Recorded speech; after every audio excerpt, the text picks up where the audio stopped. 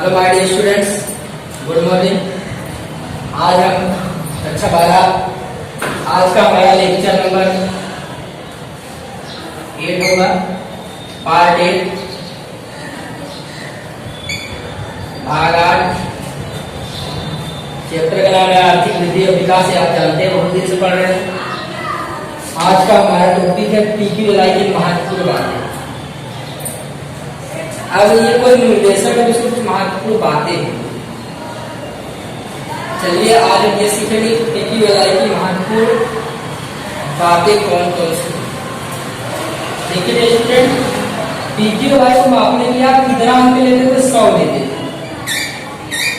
यानी साक्षरता, स्वास्थ्य,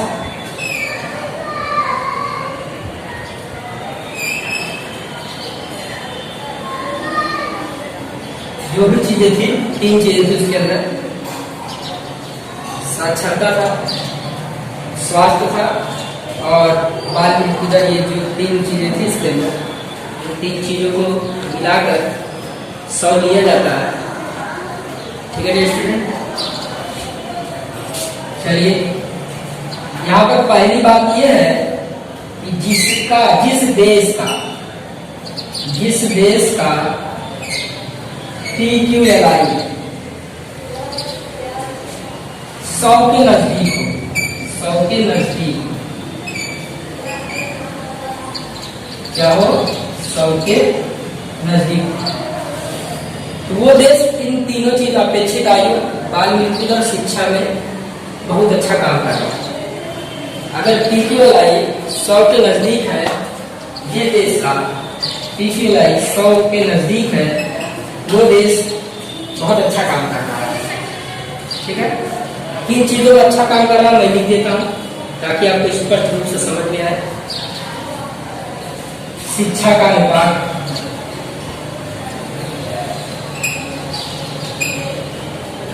प्लस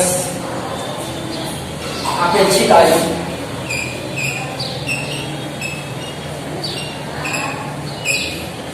प्लस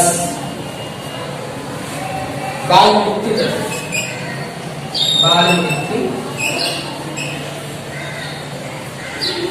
इन सभी को कितना अंक लेते थे हम? 100 लेते थे।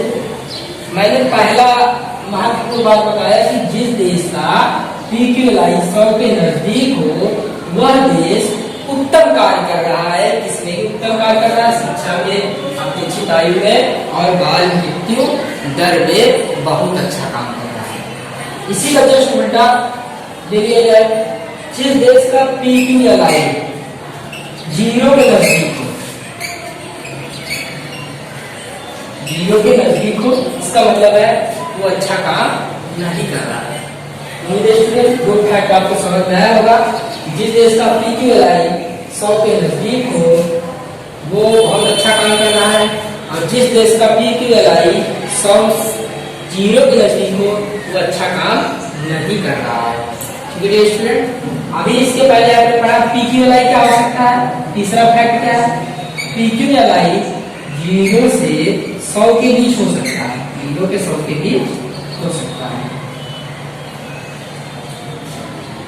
लेकिन ध्यान देना स्टूडेंट, 0 कभी नहीं होगा और 100 भी कभी नहीं होगा। ठीक है, 0 से 100 के बीच होगा, लेकिन 0 भी कभी नहीं होगा और 100 भी कभी नहीं होगा। ठीक है स्टूडेंट, 3 बातें आपको समझ में आई। जिस देश का PQLI 100 के नजदीक हो, वो उत्तम कार्य करता है। जिस देश का PQLI 0 के नजदीक हो, वो प्रदर्शन उसका अच्छा नहीं है, और PQLI जैसा 0 से 100 के बीच में हो सकता है। अब हम बात करते हैं चौथे पॉइंट की। तो PQLI के माध्यम से हम क्या कर सकते हैं? 2 देशों की तुलना, 2 राज्यों की तुलना कर सकते हैं। 2 देशों की तुलना कर सकते हैं, 2 राज्यों की तुलना कर सकते हैं। जैसे 2 देश हैं, भारत पाकिस्तान की तुलना कर सकते हैं कि भारत का PQLI अच्छा इंडेक्स अच्छा है कि पाकिस्तान का PQLI इंडेक्स अच्छा है। इसी प्रकार से राज्यों की बात करें, हम गुजरात और उत्तर प्रदेश की बात कर सकते हैं, या गुजरात बिहार की बात कर सकते हैं, या केरल पंजाब की बात कर सकते हैं। तो PQLI के माध्यम से हम 2 देशों और 2 राज्यों की तुलना भी कर सकते हैं। ये चौथा फैक्ट था। मुझे स्टूडेंट चौथा फैक्ट आपको समझ में आया होगा। अब बात करते हैं अगले फैक्ट की। यदि पी की एल ज्यादा है, यानी पी की एल क्या है, ज्यादा है, तो आर्थिक विकास ज्यादा हो रहा है। आर्थिक विकास ज्यादा हो रहा है। आर्थिक विकास में क्या क्या होता है, शिक्षा का अनुपात बढ़ता है, अपेक्षित आयु बढ़ती है, बाल मृत्यु दर में कमी आती है। तो पांचवा पॉइंट आपको समझ में, अगर पी की एल बढ़ता है इसका मतलब है देश में आर्थिक विकास हो रहा है। पांचवा फैक्ट आपको समझ में आया होगा। अब अंतिम फैक्ट की बात करते हैं कि अगर पी की एल कम है, पी की एल 0 के नजदीक है, तो आर्थिक विकास धीमा है, यानी आर्थिक विकास कम हो रहा है। तो आपको 6 फैक्ट समझ में आए होंगे। पहला फैक्ट क्या है, अगर किसी देश का पी की एल 100 के नजदीक है तो अच्छा काम कर रहा है। अगर किसी देश का पी की एल 0 के नजदीक है तो प्रदर्शन उसका कम अच्छा है। पी की एल 0 से 100 के बीच हो सकता है, 0 नहीं हो सकता, 100 नहीं हो सकता, 0 से 100 के बीच हो सकता है। अब 0 से 100 के बीच क्यों होगा, इसका कारण भी जानेंगे। चौथा फैक्ट है कि दो देशों, दो राज्यों की तुलना पी की एल के माध्यम से जान सकते हैं। पांचवा फैक्ट है, अगर पी की एल जितना अच्छा होगा आर्थिक विकास उतना ही अच्छा होगा। अगर पी की एल कम है, पी की एल कम है, इसका मतलब है आर्थिक विकास ठीक तरीके से नहीं होता। उम्मीद है स्टूडेंट ये 6 के 6 पॉइंट आपको समझ में आए होंगे।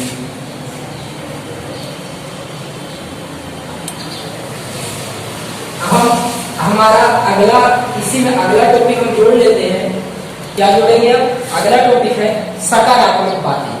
अब पी की एल की सकारात्मक बातें क्या है, सकारात्मक बातें क्या क्या है उसके बारे में हम जानेंगे।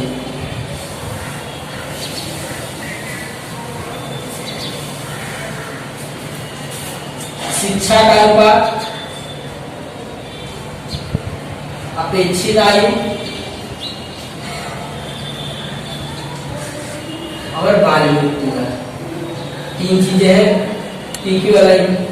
सभी को टोटल कितना जोड़ते हैं, 100 जोड़ते हैं पी की एल। हम बात करते हैं सकारात्मक बातें, यानी कि इसमें सकारात्मक बातें क्या है। तो पी की एल जो है वो प्रति व्यक्ति आय से श्रेष्ठ है, प्रति व्यक्ति आय से श्रेष्ठ है। अब हम यहाँ क्वेश्चन है कि श्रेष्ठ क्यों है, क्योंकि एग्जाम में ऐसे क्वेश्चन 2 नंबर बना देता है। बताइए कि पी की एल प्रति व्यक्ति आय से श्रेष्ठ क्यों है। तो देखिए उसका रीजन है कि पी की एल प्रति व्यक्ति आय से श्रेष्ठ इसलिए है कि प्रति व्यक्ति आय में देश की कुल जनसंख्या को भाग देने का, लेकिन वहां पर शिक्षा, अपेक्षित आयु, बाल मृत्यु जैसे फैक्ट का ध्यान नहीं रखा जाता, इसलिए पी की एल प्रति व्यक्ति आय से श्रेष्ठ। दूसरी बात है कि पी की एल इसलिए भी अच्छा है क्योंकि इसमें शिक्षा, आयु, स्वास्थ्य इत्यादि को ध्यान में रखा जाता है, जबकि प्रति व्यक्ति आय में ध्यान में नहीं रखा जाता है। दूसरा फैक्ट, पहला फैक्ट क्या था कि प्रति व्यक्ति आय से पी की एल श्रेष्ठ है। दूसरा फैक्ट ये था कि पी की एल इसलिए अच्छा है क्योंकि इसमें शिक्षा, स्वास्थ्य जैसे जीवन को स्पर्श करने वाली बातों को ध्यान में रखा जाता है। अब हम तीसरी बात करते हैं कि आर्थिक विकास के निर्देशक के रूप में, आर्थिक विकास के निर्देशक के रूप में, आर्थिक विकास के निर्देशक के रूप में, निर्देशक मतलब निर्दिष्ट करने वाले, दर्शाने वाले, निर्देशक के रूप में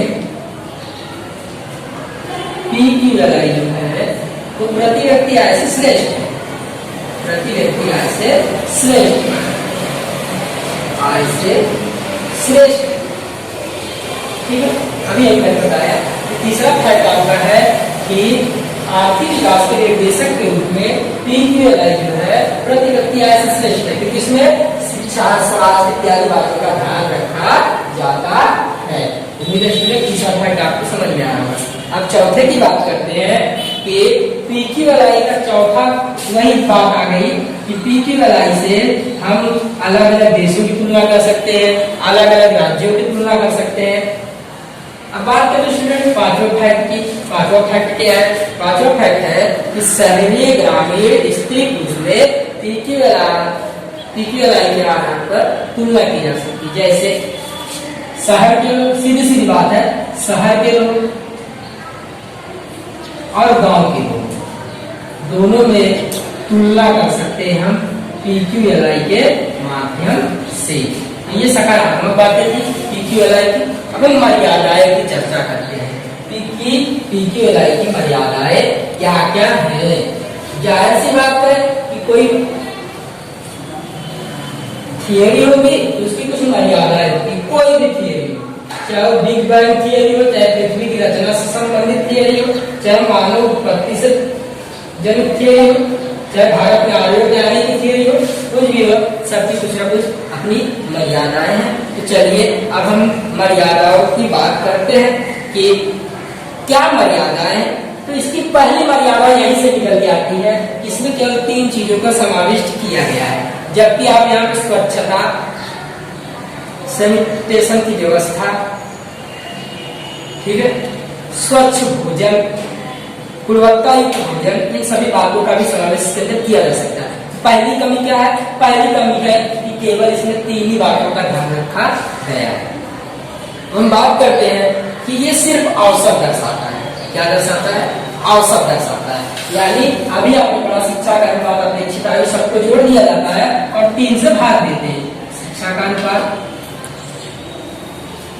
अपेक्षित आयु और बाल मृत्यु दर। अब क्या करते हैं? 3 से भाग देते हैं। ठीक है, औसत। इसलिए अगर कहा जाए कि औसत से क्या पता चलता है? औसत से केवल कुल PQLI पता चलता है। औसत से ये नहीं पता चलता कि शिक्षा का अनुपात कितना है, अपेक्षित आयु कितना है, बाल मृत्यु दर कितना है। हो सकता है किसी देश में इन दोनों का अनुपात ज्यादा हो और इसका अनुपात भी ज्यादा है, बालक भी ज्यादा मर रहे हैं। कहने का ये मतलब है। अब हम बात करते हैं कि भारत की परिस्थिति क्या है। भारत की परिस्थिति जस्ट विपरीत है। बाल मृत्यु दर तो कम है, जैसे शिक्षा और अपेक्षित आयु थोड़ा वो भी कम, यानी बाल मृत्यु दर हमेशा कम होनी चाहिए। ध्यान देना, ज्यादा नहीं, कम होनी चाहिए। तो दूसरी मर्यादा है कि केवल औसत दर्शाता है। पहली मर्यादा क्या है? इसमें केवल शिक्षा, अपेक्षित आयु, बाल मृत्यु दर का समावेश किया गया है, जो सही निर्देशक नहीं है। दूसरी मर्यादा ये है कि केवल औसत दर्शाता है। अब तीसरी मर्यादा की हम बात करते हैं कि किसी देश का PQLI ऊंचा हो, किसी देश का PQLI ऊंचा हो, यानी कि बाल मृत्यु दरों का अनुपात ऊंचा हो, तो जरूरी नहीं है वो तेजी से आर्थिक विकास कर रहा हो, तेजी से वृद्धि कर रहा हो। कहने का मतलब है कि यहाँ पर हम अगर बात करें कि जैसे एक एग्जाम्पल लेते हैं, नॉर्वे की बात करें तो उसकी वृद्धि दर लगभग 1.2 है और भारत की वृद्धि दर कितनी है? लगभग 5 से 6 से 7 इसी के बीच में परिवर्तन वर्तमान में 4 है। ठीक है, तो देखिए नॉर्वे जो है उसकी PQLI ज्यादा ऊंची है, बहुत अच्छी है, लेकिन उसका विकास दर क्या है? कम है। इसका मतलब है कि इसकी तीसरी मर्यादा क्या है कि PQLI ऊंचा हो तो भी आर्थिक विकास तेजी से हो रहा हो, ये जरूरी नहीं है। हम बात करते हैं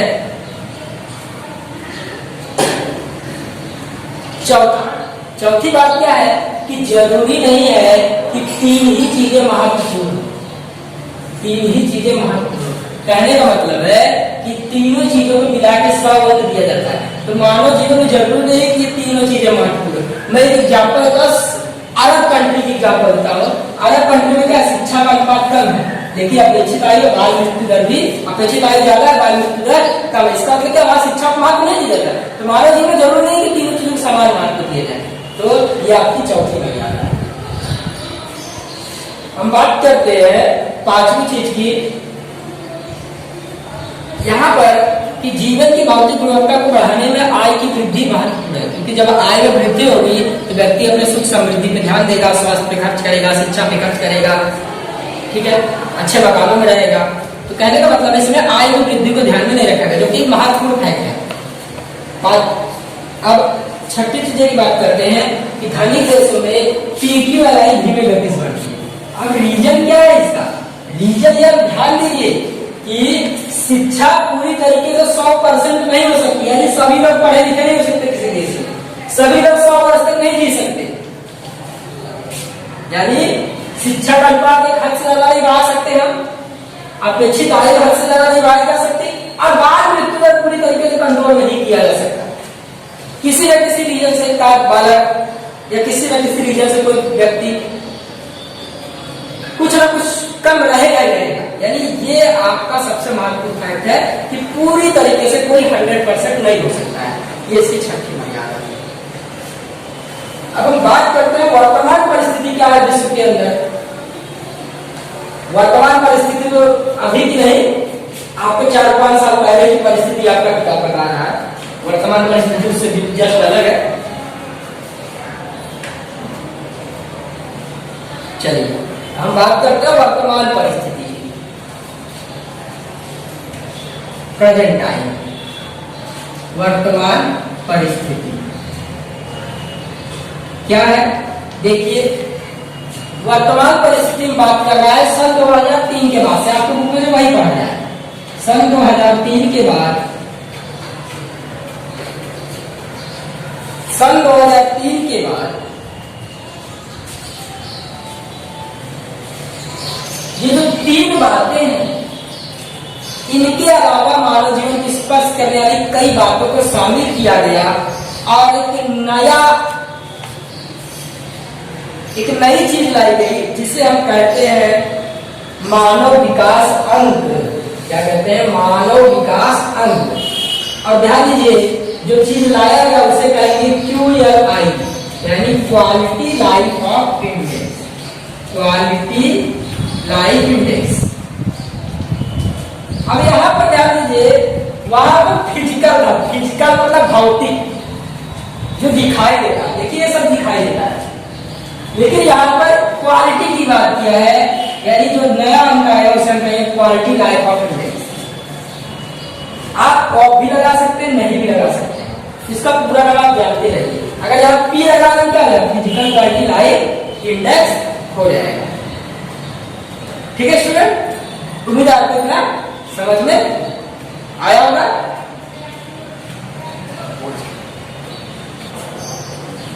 और ये स्टूडेंट आज हमने PQLI के बारे में पढ़ा कि क्या इसका महत्व है, इसकी सकारात्मक बातें क्या है।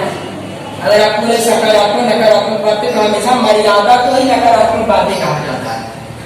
जो मर्यादा है इसी को आप नकारात्मक कह सकते हैं। ठीक है, आप कंफ्यूज मत होइएगा एग्जाम में। ठीक है, मर्यादा है नकारात्मक बातें, कभी एग्जाम में क्वेश्चन चेंज कर देता है कि मर्यादा बदले नकारात्मक बातें क्या है, तो आप कंफ्यूज रहते हैं लिखना क्या है। जो मर्यादा है उसी को लिखना है नकारात्मक बातों में। समझ में आया?